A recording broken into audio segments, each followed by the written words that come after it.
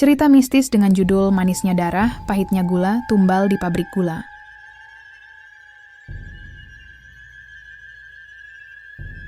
Namaku Rudi. Aku lahir dan besar di Semarang, tapi hatiku selalu tertinggal di desa kecil tempat orang tuaku dulu bekerja sebagai buruh pabrik gula.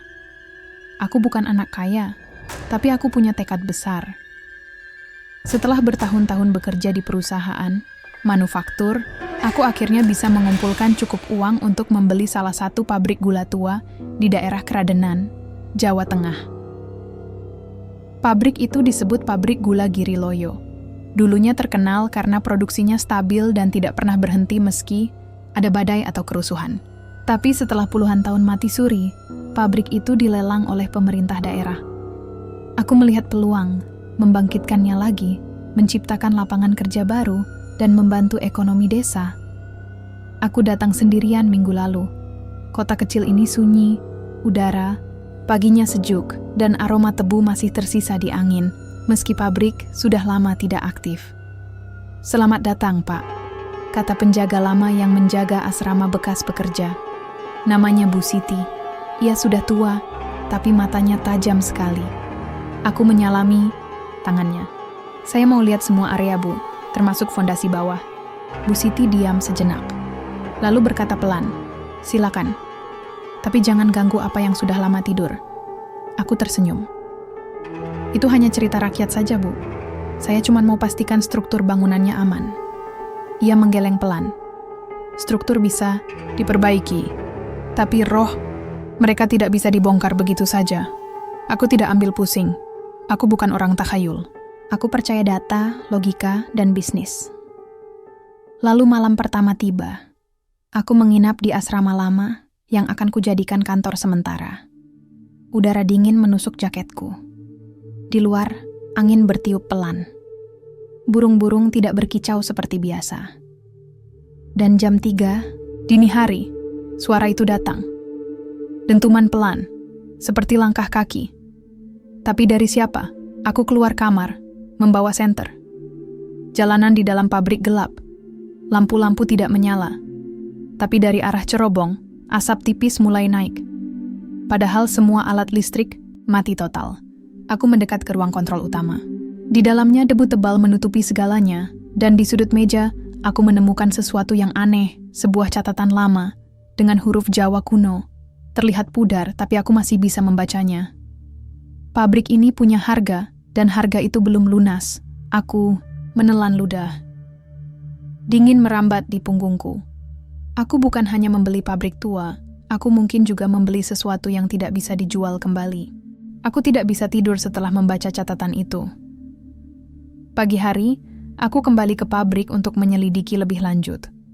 Udara pagi terasa agak lembab, tapi sinar matahari mulai menembus celah-celah atap yang rusak. Burung-burung masih enggan berkicau. Di sekitar area, hanya suara angin pelan yang menyelinap masuk dari cerobong tinggi. Tim teknis sudah datang. Mereka mulai memeriksa mesin-mesin lama, menghitung biaya renovasi. Aku memberi mereka waktu 2 minggu untuk menyelesaikan survei, sementara aku mencoba fokus pada dokumen-dokumen lama yang tersisa di ruang arsip. Di sana, aku bertemu lagi dengan Bu Siti. Ia membawakan teh hangat dan sepiring gula merah. Aku menerimanya dengan senyum. "Ini hasil dari tebu desa kami," katanya. "Silakan, cicip." Aku memakan satu potong kecil. Rasanya manis, tapi ada rasa aneh di lidahku. Seperti logam. Aku hampir memuntahkan, tapi tidak ingin menyinggung Bu Siti. "Enak," kataku sambil tersenyum. Bu Siti tidak menjawab. Ia hanya menatapku, sedih. "Kamu belum tahu dari mana asal gula ini?" Aku mengerut. "Dari tebu kan? Di ladang dekat sini." Ia menggeleng pelan. "Itu bukan gula biasa. Itu dari ritual dulu. Saat pabrik ini dibangun, aku tertawa kecil. "Jangan bercanda, Bu. Ini kan cuma gula merah biasa." Tapi ia tidak ikut tertawa. Ia justru menepuk bahuku perlahan. "Kalau kamu tetap nekat hidupkan pabrik ini, kamu harus siap bayar harga yang sama." Aku tidak sempat bertanya lebih lanjut. Langkah-langkah timku di luar semakin keras. Lalu, salah satu dari mereka berteriak, "Pak Rudi, ada asap dari cerobong." Aku langsung berlari keluar. Dan benar, di atas sana, cerobong tua itu mengeluarkan asap tebal. Padahal semua mesin masih mati, listrik belum dialiri, bahan bakar juga belum diisi. Aku mendekat ke bagian dalam pabrik.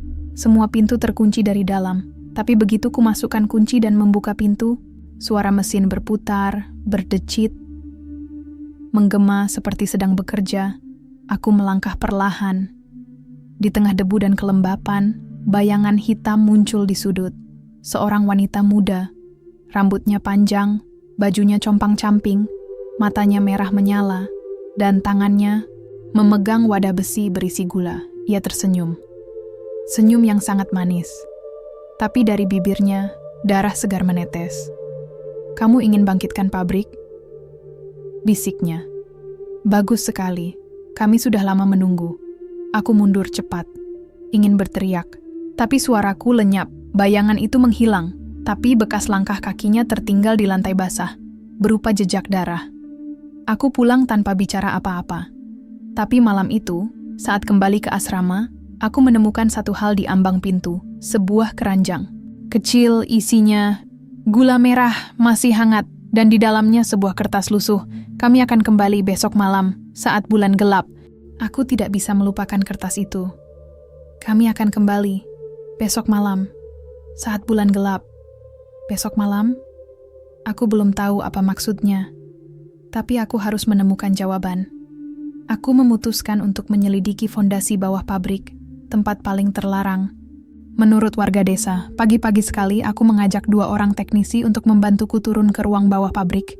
Di sana, ada lorong sempit yang diblokir oleh kayu lapuk dan batu besar. Timku ragu-ragu. "Ini tidak aman, Pak," kata salah satu dari mereka.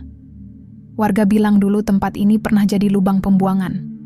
Aku tersenyum. "Itu cuma mitos. Kita cek dulu.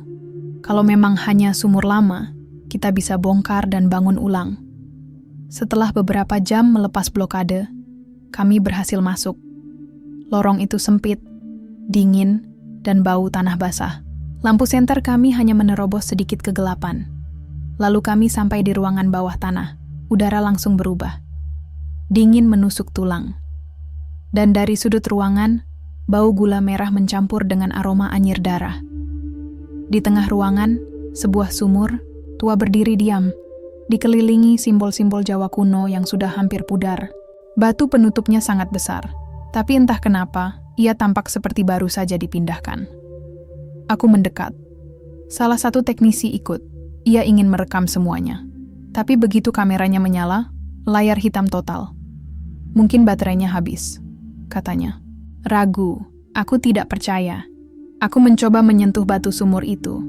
Dingin, basah, seperti sedang menyerap sesuatu dari dalam. Lalu tiba-tiba, suara tangisan wanita muda terdengar dari dalam sumur. "Jangan buka lagi. Biarkan kami istirahat." Aku mundur cepat, napasku tersengal. Timku juga mulai ketakutan. "Kita keluar, Pak," seru salah satu. "Tempat ini tidak normal." Kami meninggalkan ruangan itu. Tapi saat sampai di atas, semua alat elektronik kami mati. GPS error, sinyal hilang. Bahkan jam tangan digitalku berhenti bekerja. Hanya jam dinding tua di asrama yang masih berdetak. Saat itulah Bu Siti datang. Matanya murung.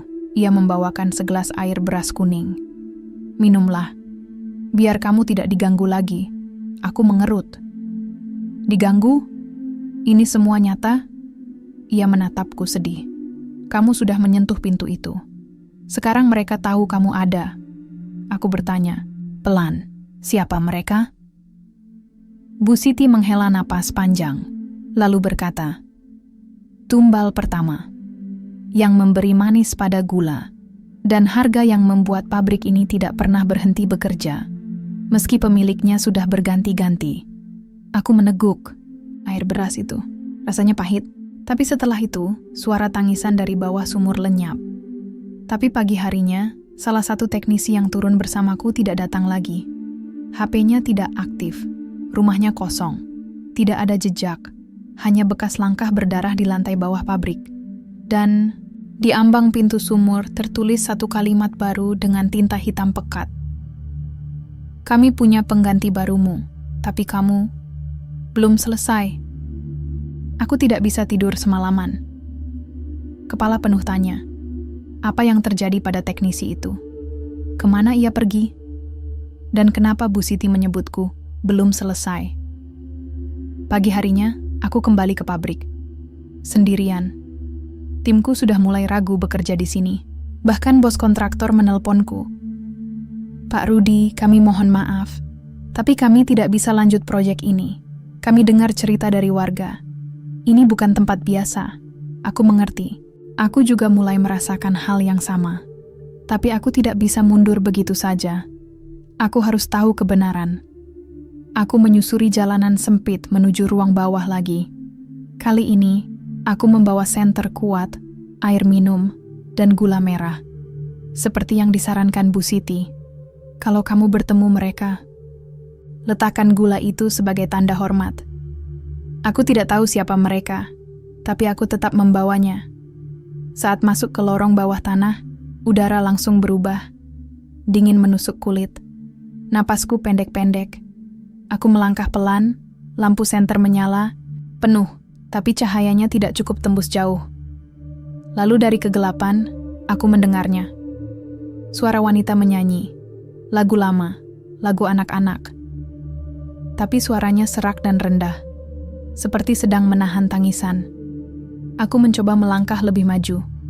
Lalu tiba-tiba, lampu senterku mati. HP-ku juga error. Aku hanya punya jam tangan sebagai penunjuk waktu.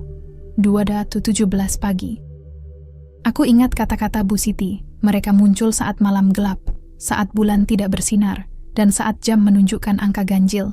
Dan tepat di hadapanku, bayangan itu muncul. Wanita, muda, berambut panjang, bajunya compang-camping, matanya merah darah. Ia memegang baskom besi yang penuh dengan cairan hitam. Bau manis menyengat, ia menatapku. Senyumnya lembut. Tapi sorot matanya menusuk jiwa. Kamu kembali? Bisiknya. Bagus. Kami masih butuh tumbal. Aku mundur selangkah. Jantungku berdebar. Keras. Aku mencoba menjawab dengan suara yang tenang. Saya bukan tumbal. Saya pemilik pabrik ini. Ia tertawa pelan. Pabrik ini tidak punya pemilik, hanya penjaga. Dan kamu belum siap menjadi penjaga. Aku menelan ludah. Siapa kamu? Ia mendekat. Langkah-langkahnya ringan, tapi setiap gerakannya membuat lantai bergemuruh. Namaku Dewi. Dulu, aku kerja di sini. Sampai akhirnya dipilih. Aku ingin bertanya lebih lanjut, tapi suaraku lenyap. Dewi melanjutkan. Di zaman dulu, tiap pabrik gula butuh satu nyawa untuk ritual pembukaan. Nyawa itu akan memberikan manis pada gula dan pahit pada hidup orang-orang yang tersisa. Aku menatap baskom di tangannya. Bau anyir darah semakin kuat. Kenapa kamu masih ada di sini? Ia tersenyum samar. Karena harga itu belum lunas. Selama pabrik ini masih berdiri, kami semua tidak bisa pulang. Aku gemetar, ingin kabur. Tapi kakiku seperti terpaku. Lalu, ia berkata, kamu mau tahu bagaimana caranya ritual itu dilakukan dulu? Belum sempat aku jawab, kilatan bayangan lain muncul di belakangku. Beberapa pekerja pabrik tua berdiri diam. Mereka semua memakai pakaian usang. Wajah mereka sayu. Mata mereka kosong. Salah satunya berbicara. Kami dikumpulkan. Diberi gula merah. Dipaksa makan. Lalu dimasukkan ke dalam sumur agar roh penjaga lapar darah. Aku menutup mulut. Ingin muntah. Ingin lari. Tapi aku tidak bisa. Dewi mendekat. Tangannya menyentuh bahuku. Dingin menusuk. Kamu sudah menyentuh fondasi itu. Sekarang kamu harus ikut berputar. Atau keluar dengan cara yang sama seperti kami. Aku menelan ludah. Ada cara untuk keluar? Ia menatapku sedih. Hanya kalau pabrik ini berhenti. Atau kalau kamu rela menjadi tumbal berikutnya. Aku mundur cepat, berlari. Naik ke permukaan. Saat sampai di atas, matahari sudah mulai terbit. Udara terasa lebih hangat, tapi punggungku masih dingin, bekas sentuhan Dewi. Aku kembali ke asrama. Mengetuk pintu Bu Siti, ia membukakan pintu tanpa kaget. "Kamu sudah lihat dia?" katanya pelan. Aku mengangguk. Mereka bilang, pabrik ini tidak boleh dihidupkan lagi. Bu Siti menghela napas. Dulunya, pabrik ini punya aturan ketat. Setiap bulan 1 nyawa harus dibayar. Kalau tidak, mesin berhenti, produksi mandek, dan desa ini akan hancur secara ekonomi. Aku mengerut. "Jadi, selama ini warga desa tahu?" Ia mengangguk pelan. "Kami tahu, tapi kami takut. Kami percaya, kalau pabrik berhenti, desa akan mati juga." Aku menutup mata. Aku baru sadar, satu hal, ini bukan hanya tentang hantu atau roh. Ini tentang sistem yang tidak pernah benar-benar hilang. Dan mungkin, aku adalah tumbal terakhir yang mereka tunggu. Aku tidak bisa melupakan kata-kata Dewi. "Kamu harus ikut berputar, atau keluar dengan cara yang sama seperti kami." Sejak malam itu, segalanya berubah.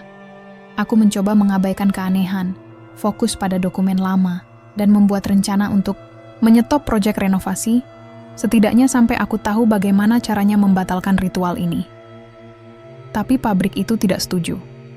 Pagi-pagi sekali, saat matahari belum terbit, suara mesin tua mulai terdengar lagi. Keras. Menggema dari dalam gedung, padahal semua listrik masih mati. Semua kabel sudah diputus. Tidak ada bahan bakar. Tidak ada operator. Dan suara itu bukan hanya terdengar olehku. Bu Siti datang ke asrama pagi itu, wajahnya murung. "Mereka bangun lagi, ya?" Aku mengangguk pelan. "Bagaimana bisa? Kami belum menyentuh apa-apa." Ia duduk di depanku, menatap langsung ke mataku. "Karena mereka punya aturan sendiri. Dan kamu sudah menyentuh sumur itu, maka ritualnya sudah dimulai lagi." Aku menahan napas. "Apa maksud Ibu?" Bu Siti berkata perlahan, "Pabrik gula ini punya jiwa. Jiwa yang dibayar dengan darah. Dan kalau ritualnya sudah aktif, produksi akan terus berjalan. Tanpa manusia." Aku langsung pergi ke pabrik. Langkah-langkahku cepat, tapi udara dingin menusuk kulit. Burung-burung tetap tidak berkicau. Anak-anak di desa tidak berani lewat dekat area pabrik. Saat masuk ke ruang kontrol utama, aku langsung terkejut. Mesin-mesin besar yang seharusnya mati total sedang bekerja. Roda-roda berputar.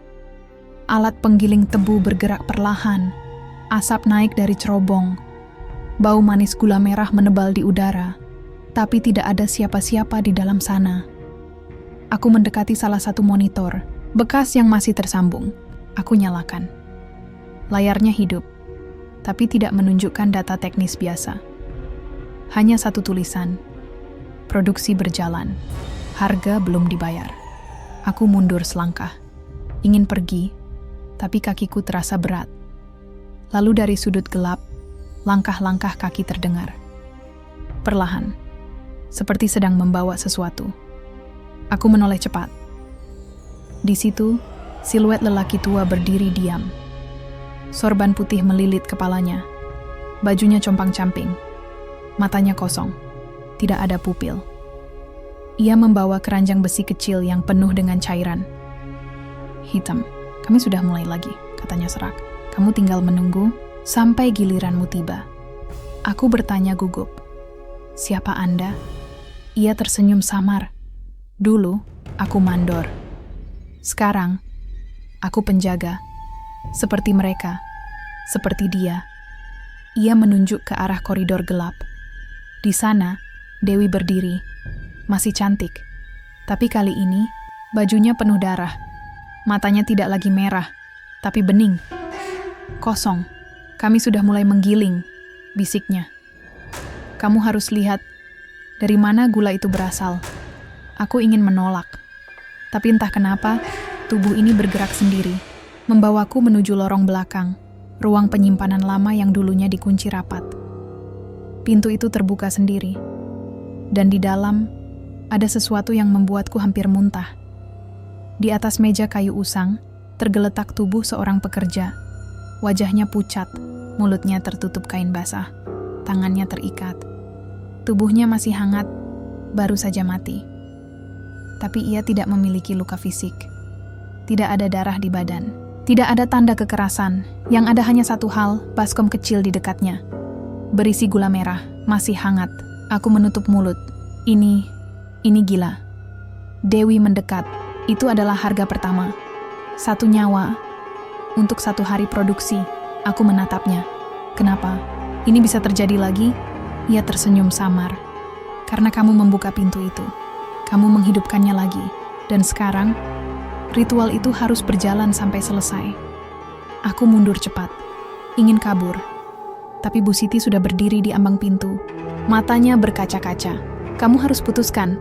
Nak, teruskan proyek ini. Atau hancurkan semuanya sebelum kamu jadi bagian dari mereka. Aku menatap mesin yang terus berputar.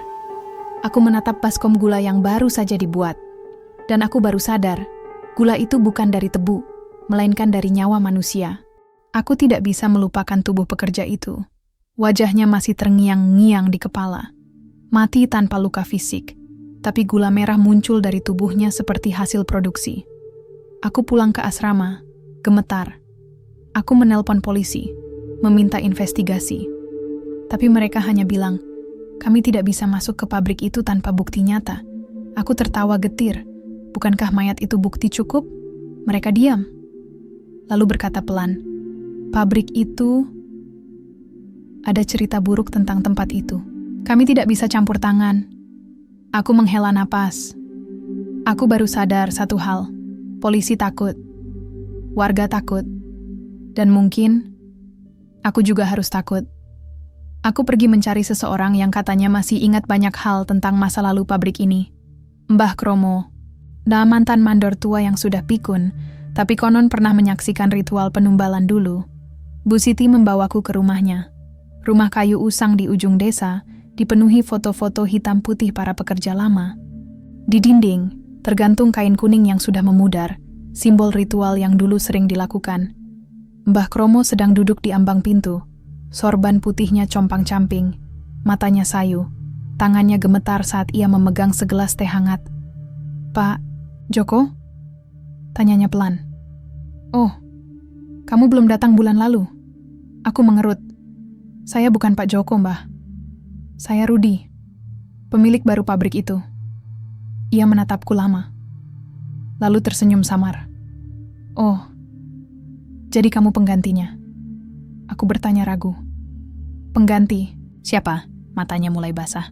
Pengganti semua orang yang mencoba bangkitkan pabrik itu lagi. Dan gagal pulang. Aku duduk di depannya. Mbah, saya harus tahu. Apa yang sebenarnya terjadi di pabrik itu dulu? Ia menghela napas. Lama sekali.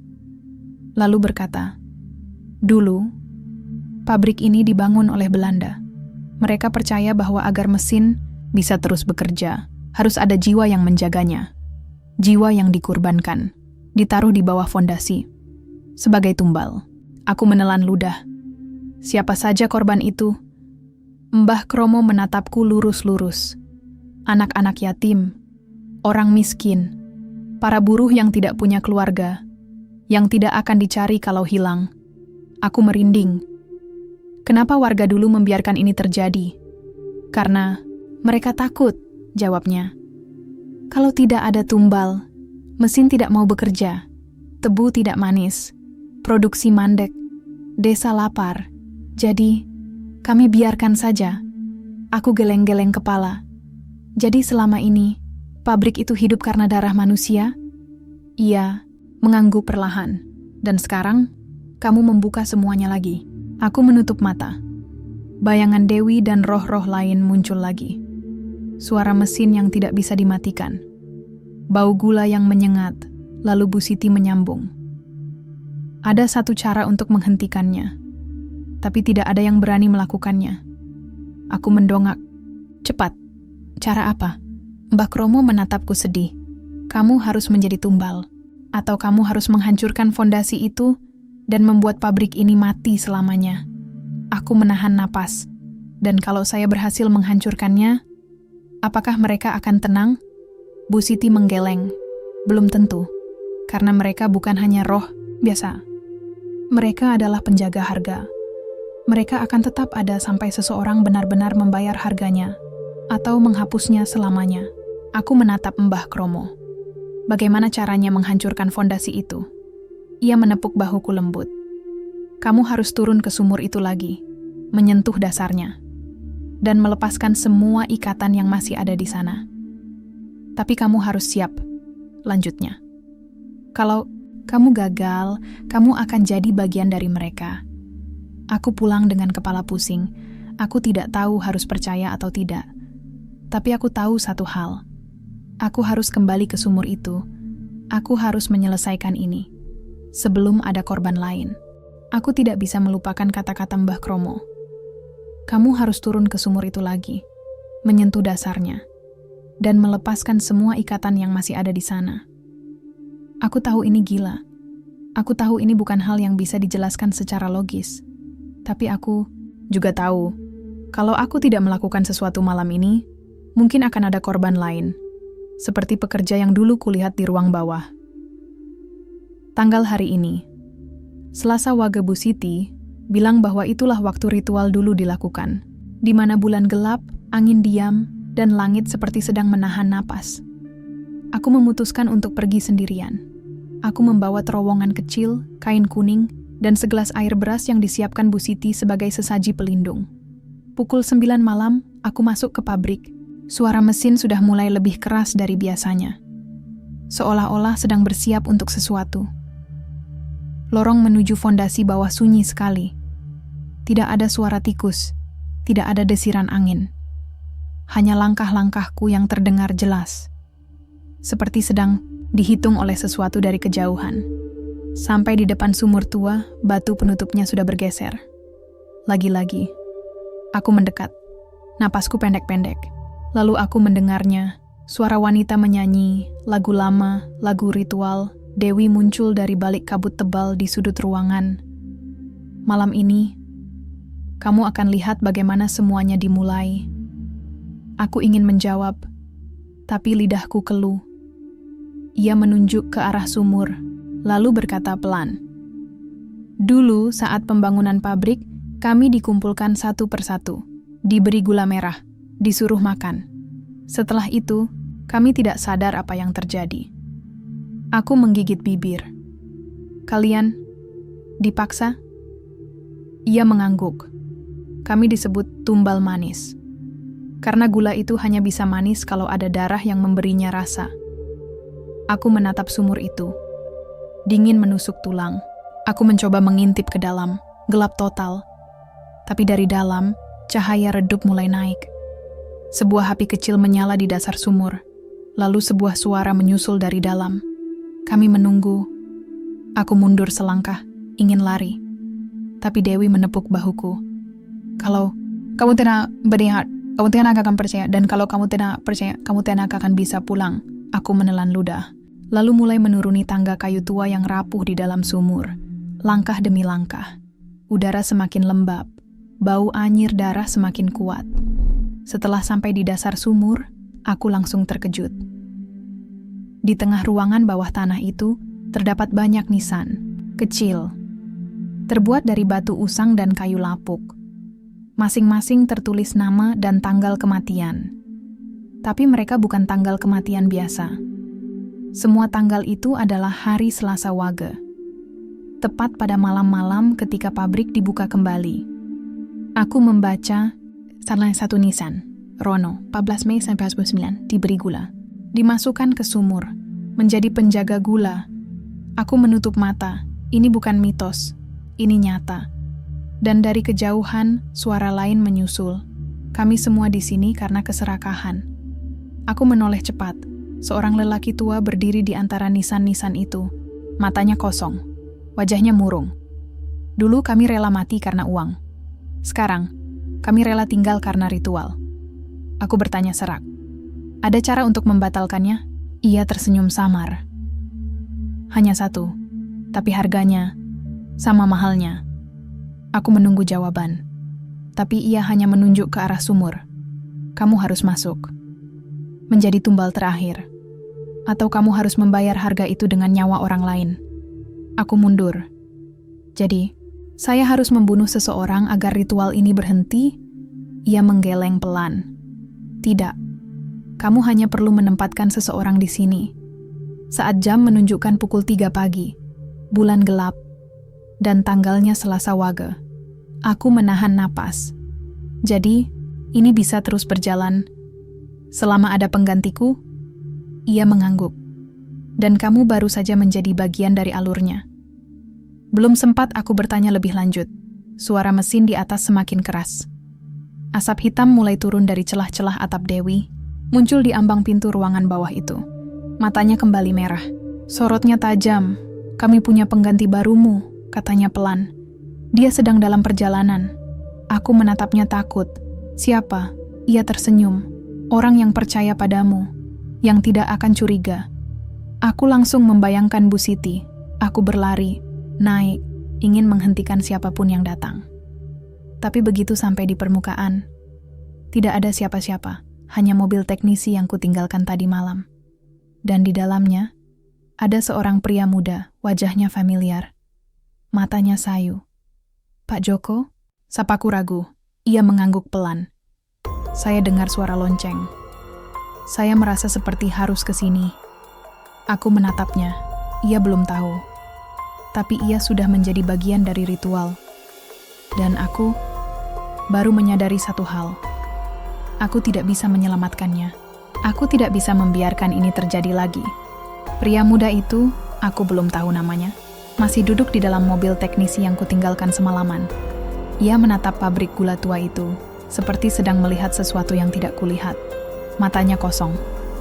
Sorotnya lelah, seperti jiwa yang sudah lama tersesat dan baru saja pulang. Saya merasa, saya harus ke sini, bisiknya pelan saat aku membuka pintu mobil. Ada suara yang memanggil-manggil saya.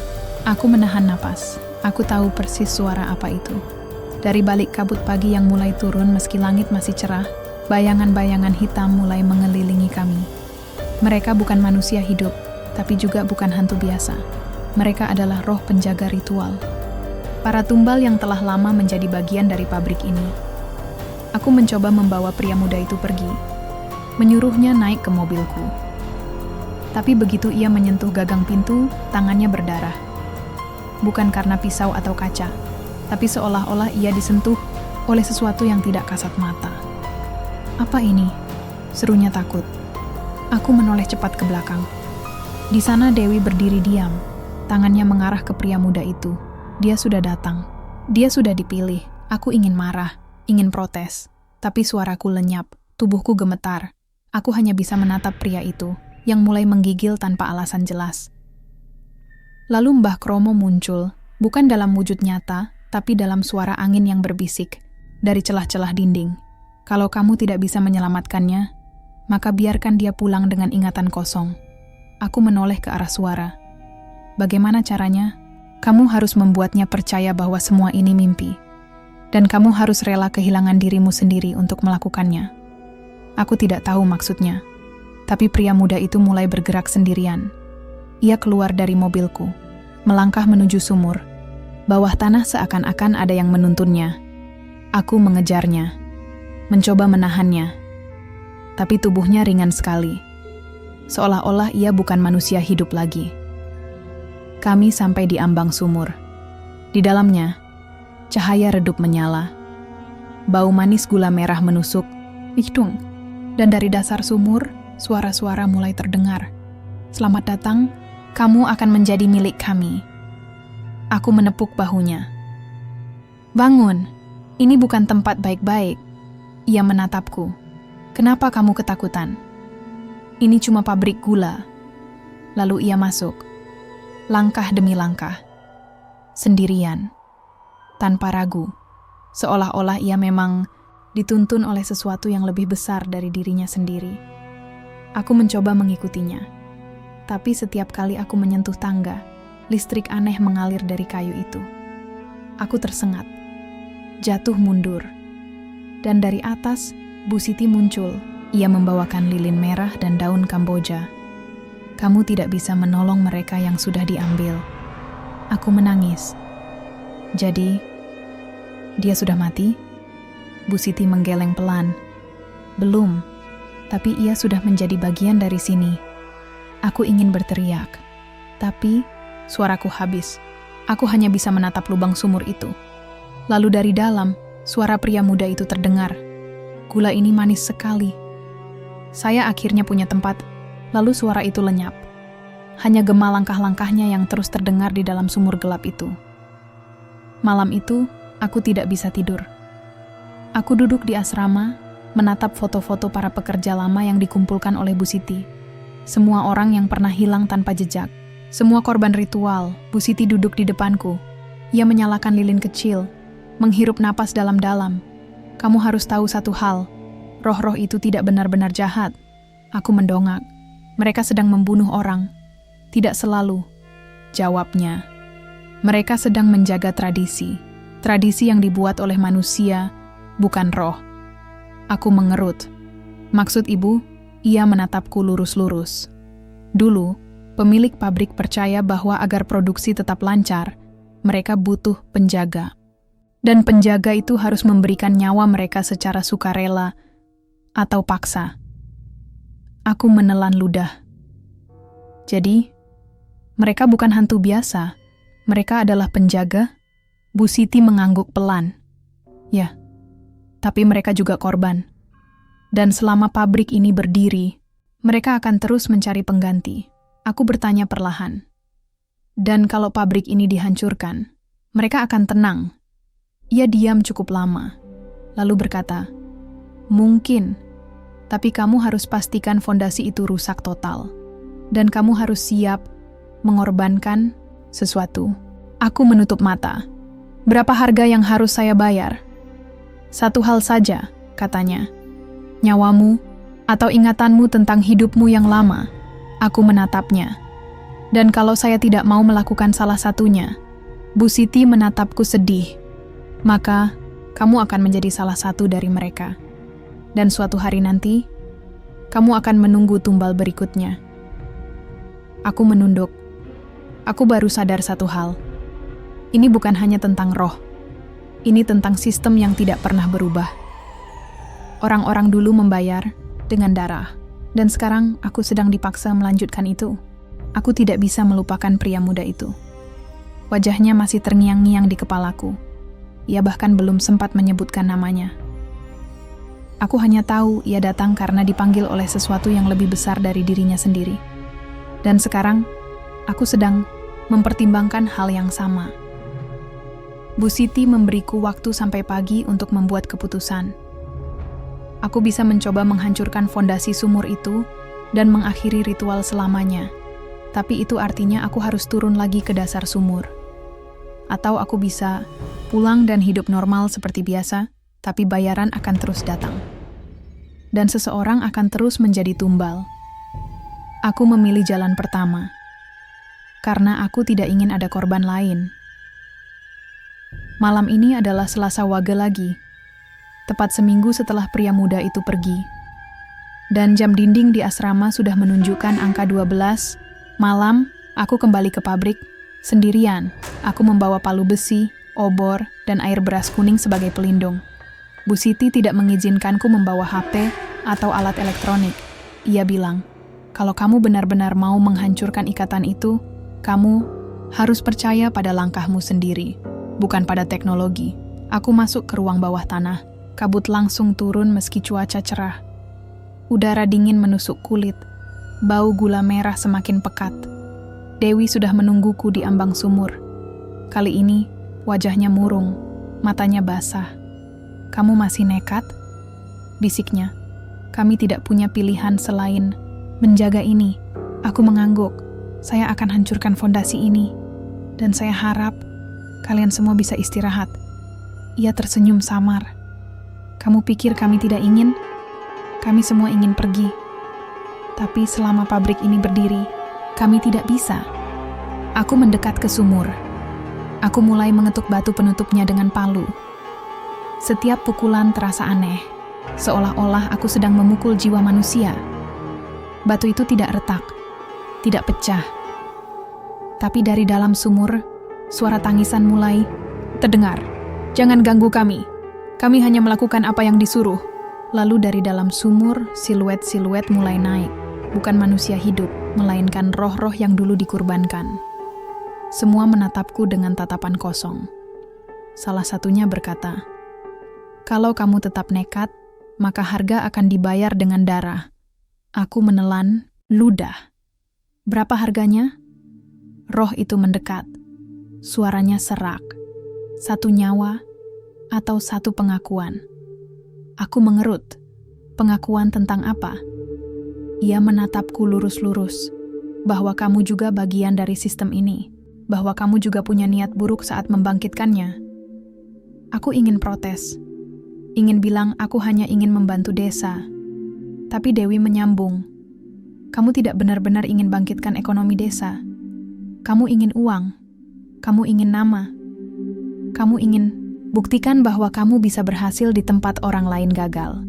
Aku diam, aku tahu ia benar. Aku hanya manusia biasa, yang lupa bahwa tidak semua kesempatan emas layak diambil.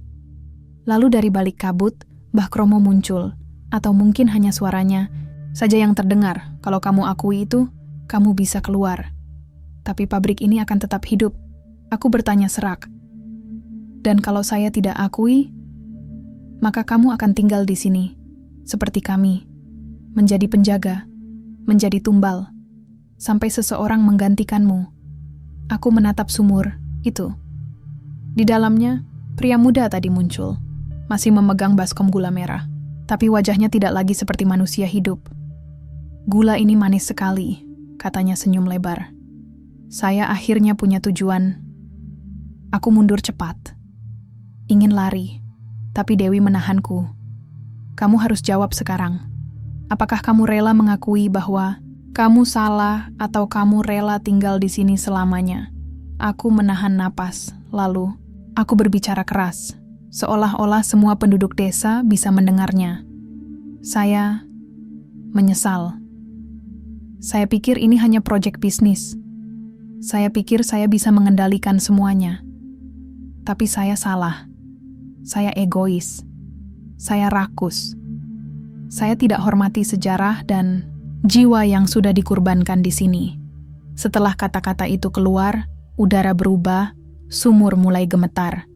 Asap hitam dari cerobong menghilang. Suara mesin berhenti. Lalu dari dalam sumur, suara-suara itu mulai berubah. Tidak lagi marah, tapi menangis, memohon. Seperti akhirnya bisa dilepaskan dari beban yang tidak mereka pilih sendiri. Salah satu dari mereka berkata, "Terima kasih, kamu akui dosa itu. Kami bisa pergi sekarang." Lalu dari kegelapan sumur, sebuah cahaya putih mulai naik. Perlahan-lahan, satu persatu, roh itu lenyap dalam cahaya. Dewi menatapku terakhir kali. Senyumnya sedikit. "Kami tidak pernah membencimu. Kami hanya tidak punya pilihan selain terus menjaga." Ia menyentuh bahuku sekali, lalu hilang bersama yang lainnya. Aku sendirian di ruangan itu. Sumur tertutup sendiri. Dan untuk pertama kalinya dalam beberapa hari, udara terasa hangat, sunyi, tapi tenang. Aku keluar dari pabrik. Langit pagi mulai terang. Burung-burung mulai berkicau. Anak-anak bermain di dekat lapangan desa.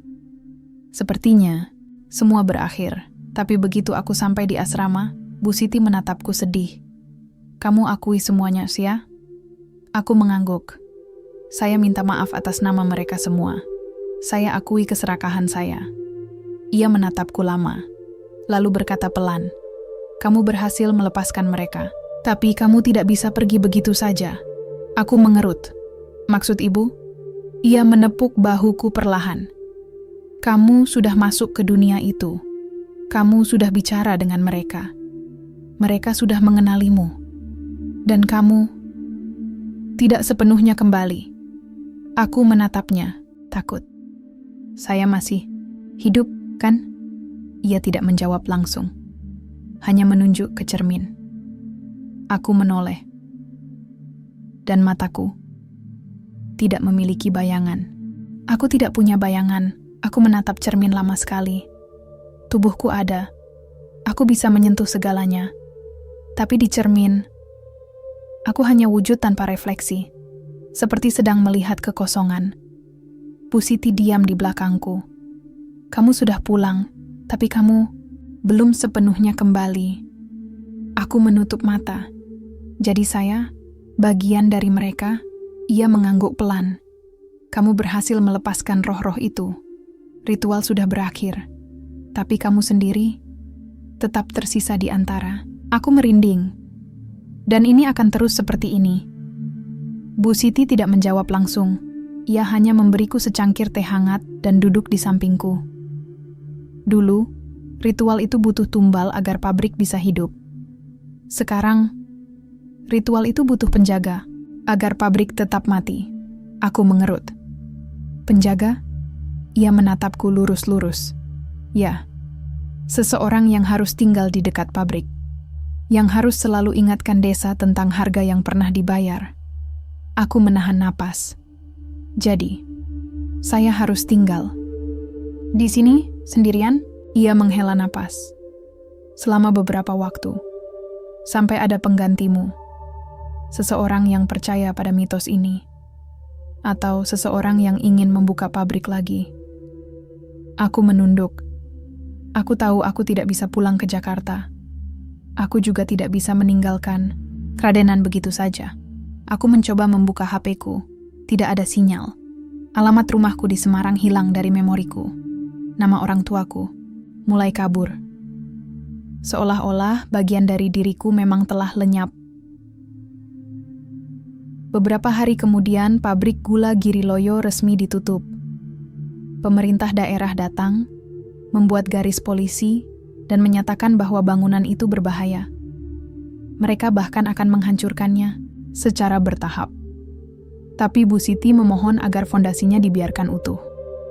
Kalau fondasi itu diganggu, mereka mungkin akan kembali. Malam itu, aku duduk di asrama tua, menulis semua yang terjadi. Aku tidak tahu sampai kapan aku akan tetap di sini. Tapi aku yakin satu hal. Aku bukan lagi manusia biasa. Aku bukan hantu. Aku hanya penjaga. Lalu dari luar, suara langkah kaki terdengar. Ringan. Perlahan mendekat. Aku membuka pintu. Di luar, seorang anak lelaki berdiri. Usianya baru sekitar 10 tahun. Matanya sayu. Bibirnya basah. Seperti habis makan gula merah. Saya dengar suara lonceng. Katanya pelan. Dan saya merasa harus ke sini. Aku menutup mata. Aku tahu persis apa yang sedang terjadi. Aku akhirnya berkata, "Kamu harus pulang. Ini bukan tempat baik-baik." Anak itu menatapku bingung. "Kenapa Bapak di sini?" Aku menelan ludah. Karena aku masih punya hutang pada sejarah. Lalu dari balik pohon besar di depan asrama, Dewi muncul. Wajahnya murung, tapi ia tersenyum samar. Kami tidak akan ganggu dia. Kami sudah bebas. Aku menatap anak itu. Pergilah. Jangan pernah kembali ke sini. Terutama saat bulan gelap dan jam menunjukkan angka ganjil. Ia mengangguk ragu, lalu pergi. Aku duduk di ambang asrama.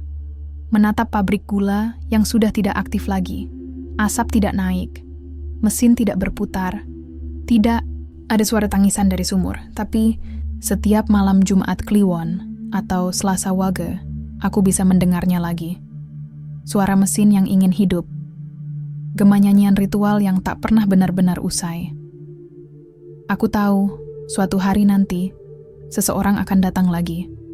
Orang yang lupa pada sejarah, atau orang yang haus uang.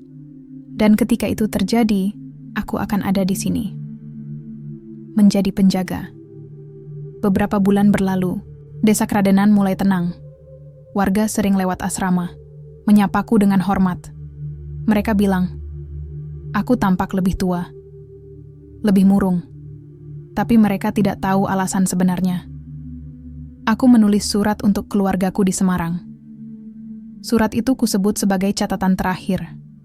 Maafkan aku tidak bisa pulang. Ada sesuatu yang harus aku jaga. Aku menyimpan surat itu di kotak kayu bersama foto-foto lama para pekerja pabrik Dan setiap kali aku membacanya ulang, aku mulai lupa siapa nama keluargaku. Siapa aku sebenarnya. Tapi, aku tetap di sini untuk menjaga agar tidak ada lagi yang tertipu oleh manisnya gula yang ternyata dibayar dengan darah